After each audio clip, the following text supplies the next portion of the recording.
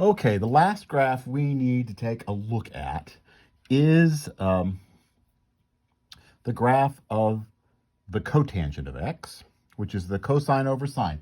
I'm going to say some of this uh, fairly quickly since I just said it about the tangent. Very similarly, cotangent of x is cosine over sine, so it's undefined if the sine is 0.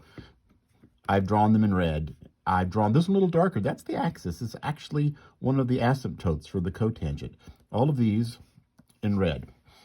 So you remember the cotangent is undefined. The asymptotes are wherever the sine is 0. And also, anywhere that the cosine is 0, the cotangent is 0. Because the cosine is 0, that means the sine was either 1 or -1. So it's either 0 over 1 or 0 over -1. And that's these places I've drawn with blue dots. This one is the most different from its cofunction. All of the other graphs kind of look like the cofunction shifted. The cotangent, actually, this first quadrant, the cotangent is positive. This is the first quadrant. That's pi over 2. The sine is 0, so the tangent is 0. That's 0, pi over 2, pi, 3 pi over 2. You can't really see the markings on my graph probably. So it's positive here and negative in the second quadrant. So it comes down and then here, down to there, and then, so it's kind of a falling from left to right, whereas the tangent appeared to be rising from left to right.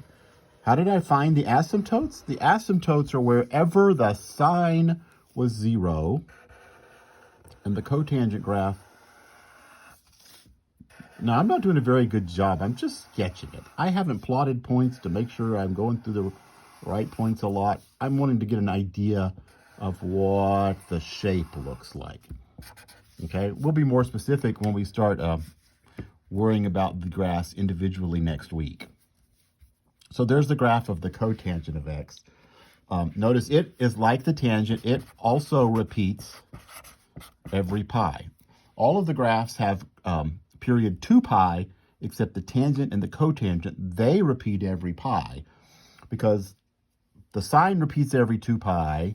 That's why the cosecant repeats every 2 pi. But the cotangents, the cosine and the sine, and it turns out that the way they interact, it repeats every pi. That's what the cotangent looks like. Okay, I'm going to put up these videos, and I'll send you an email real soon with information about it. And make sure you check your email. I sent a quiz earlier today.